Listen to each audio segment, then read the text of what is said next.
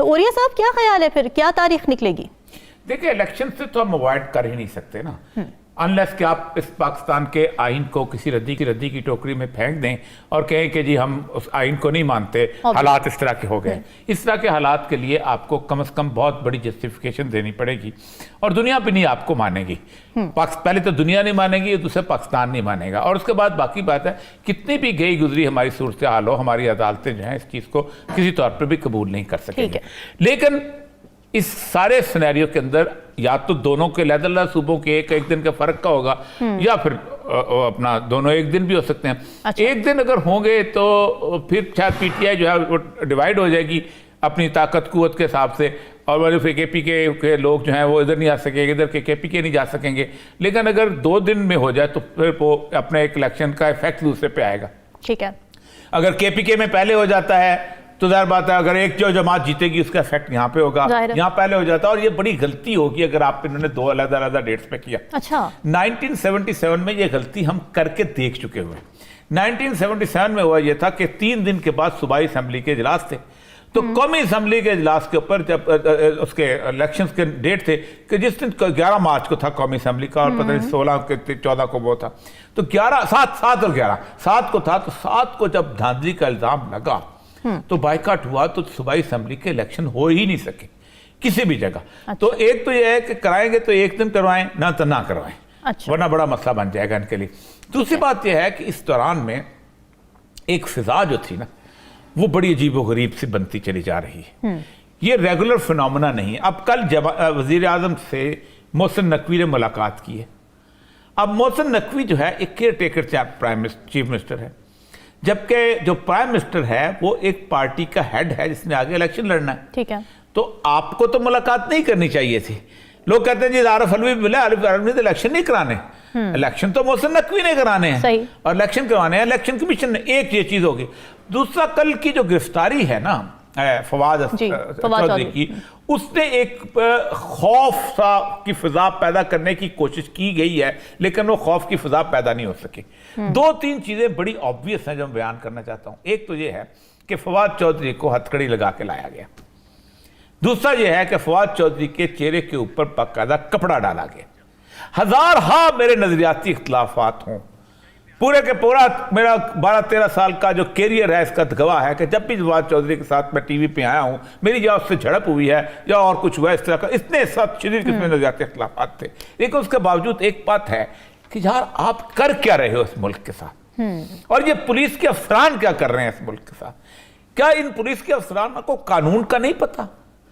आपको अंदाजा है कि हथकड़ी पहना के आप अदालत के अंदर नहीं ले जा सकते किसी बंदे को, बिल्कुल, अनलेस कि आपको जस्टिफाई करना पड़ता है कि यह बंदा भाग जाएगा। एक जमाना होता था कि जेल अदालत के अंदर हथकड़ी लगा के कोई बंदा आता था, एसएचओ मुअत्तल कर देते होता था चीफ जस्टिस। मुझे याद है अच्छी तरह के एक एडवोकेट को उसमें पकड़ के लेके आए थे कोयटा में, और उस वक्त सुप्रीम कोर्ट की रजिस्ट्री चल रही थी। उन्होंने उस बंदे को एसएचओ को मुअत्तल कर दिया कि तुम अदालत के अंदर उसको हथकड़ी बांध के लेके कैसे आ गए? ठीक है, ये तौहीन अदालत है।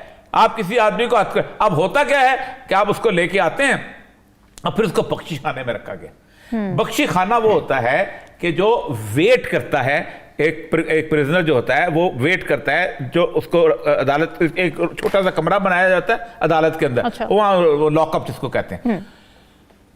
पाकिस्तान के अंदर कभी हम सुनते थे कि सुप्रीम कोर्ट ने फैसला महफूज कर लिया, हाई कोर्ट ने फैसला महफूज कर लिया, उसके वो रीजन देते थे कि हमारे पास केस का बहुत होता है और हमारे बहुत लिखना होता है, जस्टिफिकेशन देनी होती है।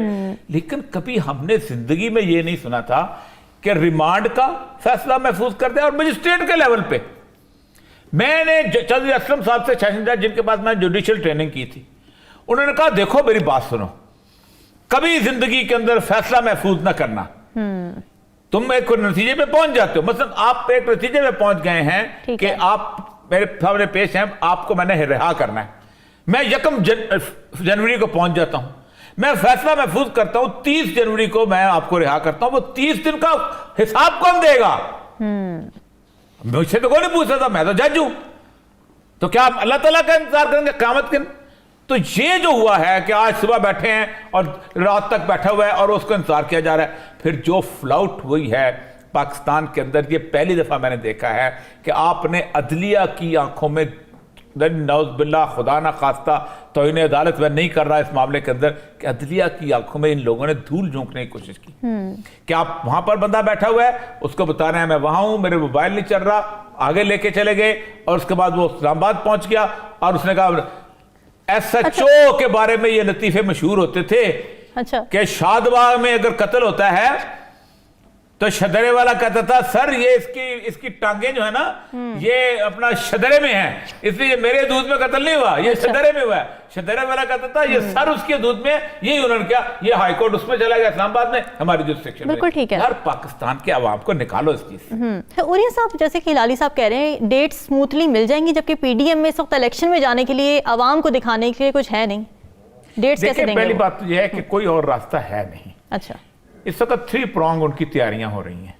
एक तो उन्होंने 4-5 लोगों को निकाला है, शायद खकान अब्बासी है, इसके साथ मिफ्ता इस्माइल निकाला है, हाँ, खास तौर पे रहता किया ना। अच्छा। कि तुम एक फिजा बनाओ पाकिस्तान के अंदर कि सियासतदान सब फेल हो गए हैं, ये नहीं होता जब तक कंसेंसस ना होगा। इनके अपने पार्टी तो छोड़ते नहीं यार, अगर फेल हो गए तो पार्टी तो छोड़ो, पार्टी छोड़ो, सही बात है। ये कौन सी बात है, पार्टी के अंदर भी है और इधर भी है, चोपड़ियां और दो एक। दूसरा उन्होंने एक ग्रुप बनाया है जो कि मरियम नवाज को एक लेके आएंगे कि जो बाजवा और अपना क्या नाम है उसका साकम निसार, इनके बारे में कहेंगे और जनरल फैज के बारे में बयानियां बनाएंगे। ये वो लोग हैं कि जो अब बीटन ट्रैक खत्म हो गए, इनके खिलाफ बोलना ऐसी है जैसे मैं ज़िया-उल-हक के खिलाफ बोलना शुरू कर दूं या मैं आज मुशर्रफ के खिलाफ बोलना शुरू कर दूं। ठीक, जब मुशर्रफ था उस वक्त तो कोई ना बोले।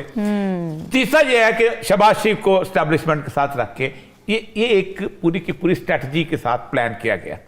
लेकिन मैं आपको एक बात बताऊं, मैं पहले भी मैं कहता हूं, मैं आज भी कहता हूं, मैं सिस्टम के अंदर रहा हूं। 2 इलेक्शन ऐसे हैं जिनके बारे में कहा जा सकता है कि मैक्सिमम रिग हुए थे, वरना इल्जामात अपनी जगह हर बंदा करता है, कहता है कि रिगिंग होती है, वो लोकल लेवल पे होती है, हर जगह होती है, अभी भी होगी, वो करते हैं लोग, मैनेज करते हैं, मिल मिलाक करते हैं। एक 1977 का इलेक्शन था और दूसरा 2002 का जो मुशर्रफ ने खुद करवाया था, जो नजर आता था रिग किया हो। हम उस इलेक्शन में थे, मैं उस इलेक्शन में रिटर्निंग अफसर भी था जब 2002 का इलेक्शन हुआ। आप उसमें भी आप ये लोग नहीं जीत सके थे। 105 सीटें आई थी, 172 चाहिए होती, आप खुद सोचें। बिल्कुल। 77 में तो इलेक्शन धांधली हुई, तो भुट्टो की गवर्नमेंट चले गई थी। असल मसला यह है कि ये लोगों के अंदर बदएतमादी पैदा की जाती है कि तुम्हारा वोट जो है वो छीन लिया जाएगा, तुम्हारा वोट जो है उसको तबाह बर्बाद कर दिया जाएगा। कराची का जो इलेक्शन है, कराची के इलेक्शन में प्री पोल लिगिंग बड़ी जबरदस्त तरीके से हुई है। कराची के जो मेन डिस्ट्रिक्ट है ना जी, जहां पर बड़ी पॉपुलेशन रहती है, उन डिस्ट्रिक्ट में सीटें कम हैं, और जहां थोड़ी पॉपुलेशन रहती है जैसे मलीर है, लियारी है, ये सारी जगह है, खास तौर पर रूरल एरियाज के जो बाद में अलग डिस्ट्रिक्ट बनाया गया था, उसकी सीटें ज्यादा हैं। अच्छा। इसलिए पीपल पार्टी जो है वो सेंटर में नहीं जीती। और दूसरी बात यह है कि जमात इस्लामी की एक फिजा वहां पर शुरू से थी। जमात इस्लामी जब नेमतुल्ला खान का इलेक्शन था, नेमतुल्ला खान का इलेक्शन जीती थी, उसने तो कहते हैं कि हमने बाइकाट किया था, अभी भी बाइकाट किया था। लोकल बॉडीज का इलेक्शन एक फिनोमेना और है। लोकल बॉडीज का इलेक्शन होता है लोकल लेवल के ऊपर, छोटे छोटे लेवल के ऊपर, 5,000, 10,000, 15,000, 20,000 वोट, 4 मोहल्ले, 3 मोहल्ले, एक फिजा नहीं होती, एक नारा नहीं होता, बाकी चीजें नहीं होती। अब जमात इस्लामी को इस्लाम लाने का नारा तो लगा के आई है, वो तो कराची को ठीक करने का नारा लगा के आई है इसी तरह। लेकिन जब वो इस्लाम में नारा लगाने का आएगी तो बात और हो जाएगी, चीजें और हो जाएगी। तो असल मसला यह है कि इलेक्शन की तरफ जाना तो इन्होंने है, ख्वाहिश सबकी यह है कि आगे हो जाए।